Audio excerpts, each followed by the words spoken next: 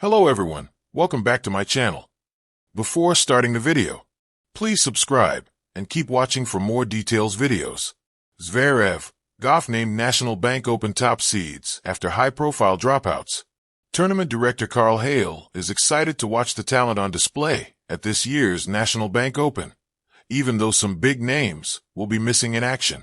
Tennis Canada announced Germany's Alexander Zverev and American Coco Gauff as the top seeds of the men's and women's events in Toronto and Montreal on Tuesday. But neither player is the current world number one. Zverev, ranked number 3, is moving up after top men Jannik Sinner and Carlos Alcaraz withdrew from the tournament to recover after Wimbledon. 6th-ranked Novak Djokovic, a 24-time Grand Slam champion, and number 5 Jack Draper won't hit the court in Toronto either. Hale, who manages the Toronto event, believes that opens the door for Canadians to succeed. I've been the tournament director for 20 years, and the best tournament we ever had was 2019, Bianca Andreescu winning, said Hale, who added that ticket sales are trending well. It opens up that opportunity for our Canadians, which we're really excited about it. Montreal's Felix Auger-Aliassime is the 24th seed, one spot ahead of Denis Shapovalov of Richmond Hill, Ontario, who's coming off a tournament win in Los Cabos, Mexico. Meanwhile, up-and-coming Montrealer Gabriel Diallo slots in at 30th. It's unfortunate what happened with some withdrawals, Hale said, but we're in really good shape. Still a great player field, and we have great Canadians to mitigate. The women's event in Montreal wasn't hit as hard, but number 1 Aryna Sabalenka won't be there due to fatigue. The ATP and WTA events are mandatory 1,000-level tournaments, one notch below the Grand Slams. There's some disappointment there because we have a 1,000 event, which is supposed to come with that guarantee of being able to offer the best players in the world, said Montreal tournament director Valerie Tatro. We were quite unlucky, especially in Toronto. In Montreal, for sure we would have preferred to have Aryna, and I think she's a very popular player, but I think there's still a lot of big stars. In Toronto, for sure that hurts a little bit more. But in the years ahead, Tatro believes the dropouts won't be a major problem. This year's NBO, with an expanded main draw of 96 athletes instead of 56, runs from Saturday through August 7th, beginning only 2 weeks after Sinner defeated Alcaraz in the men's Wimbledon final on July 13th. Next year, there will be a 3-week period between the two tournaments, and Tatro expects that will make a difference in player participation. This year, what's challenging is the fact that it's what we call the short summer calendar on the tours, she said. Next year, and for the years to come, we'll go back to 3 weeks, which I think is going to help give more time after usually a stretch that is pretty demanding with back-to-back French Open and Wimbledon in a very short period of time. Many of the world's best also withdrew from last year's NBO tournaments because the timing coincided with the Summer Olympics in Paris. But Tatro said the Montreal and Toronto events have otherwise consistently welcomed top players in the lead-up to the U.S. Open in late August. You look at the last 10 years or so of our tournament and sure, besides last year with the Olympics, top player participation has been great, she said. For players who are trying to make sure they can peak at the U.S. Open, you want to make sure that you have 2 full tournaments on the hard courts. If you only plan for one and you lose early, well then you don't have the right preparation. Hale reiterated that he doesn't expect the dropouts to persist. I've spoken to the players and the agents involved that the expectation is that this does not happen again, he said. I made a very strong case that our fans deserve the best. We understand from time to time there's injuries and tough schedule, etc. But this will not be tolerated, and the future we feel will be in good hands. This report by the Canadian Press was first published July 22, 2025. In a season marked by unpredictable twists and shifting tennis power dynamics, the National Bank Open has taken on a dramatically different tone. The 2025 edition arrives with a surprising narrative. Germany's Alexander Zverev and the United States' Coco Gauff have been named top seeds for the prestigious Canadian tournament, but not due solely to dominant performances. Instead, a wave of high-profile withdrawals has left the door wide open for these stars to step forward into the spotlight, turning what could have been a subdued affair into a fascinating chessboard of ambition, pressure, and opportunity. A tournament reshaped. Traditionally a pivotal warm-up before the U.S. Open, the National Bank Open is where rivalries sharpen and legends either catch fire or flicker out. However, this year, the tennis world was rocked by a series of shock withdrawals that reshaped the tournament's landscape.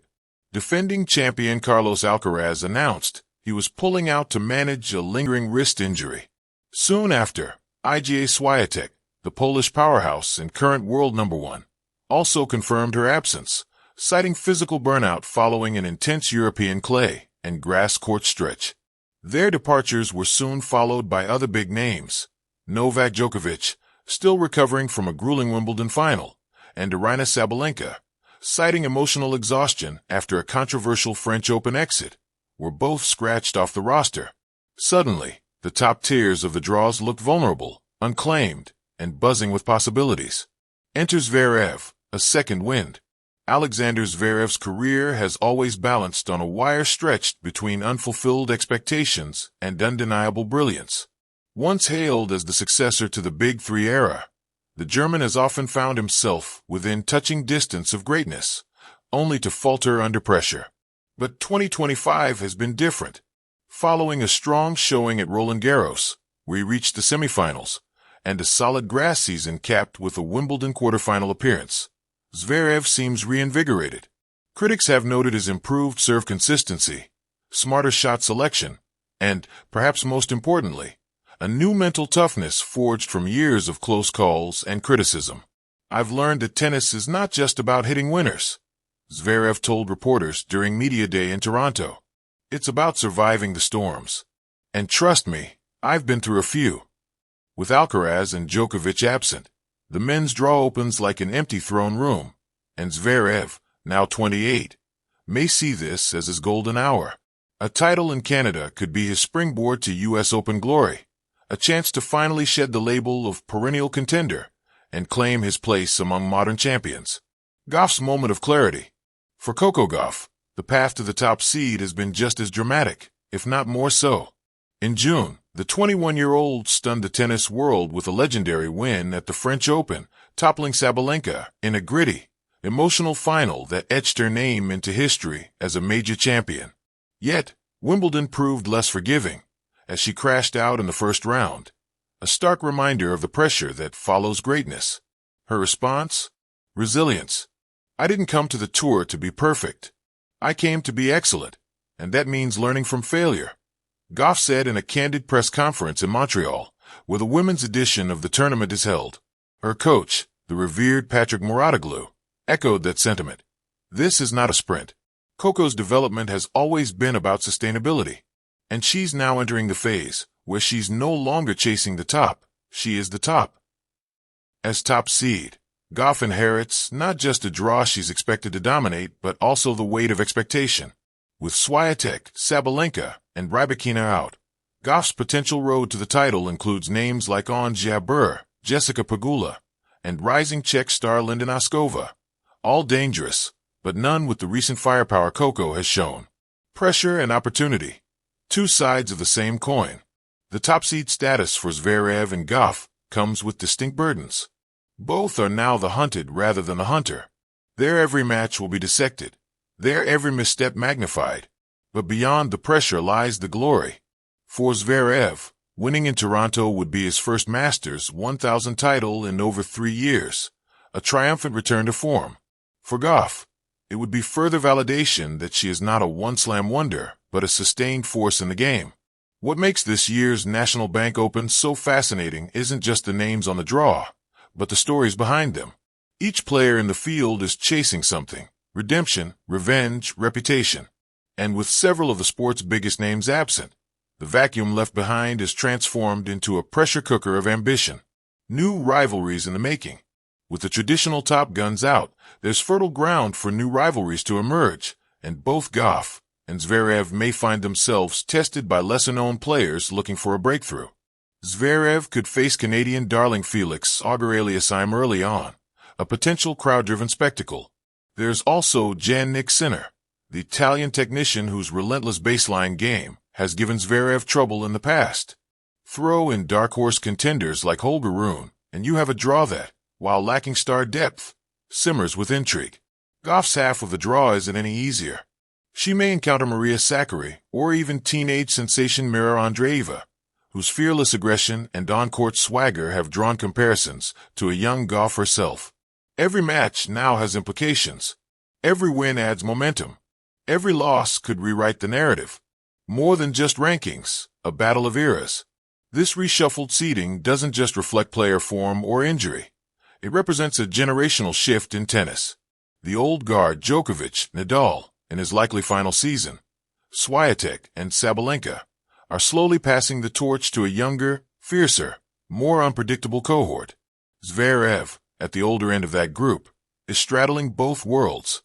Gauff, still in her early 20s, is very much the vanguard of the new era.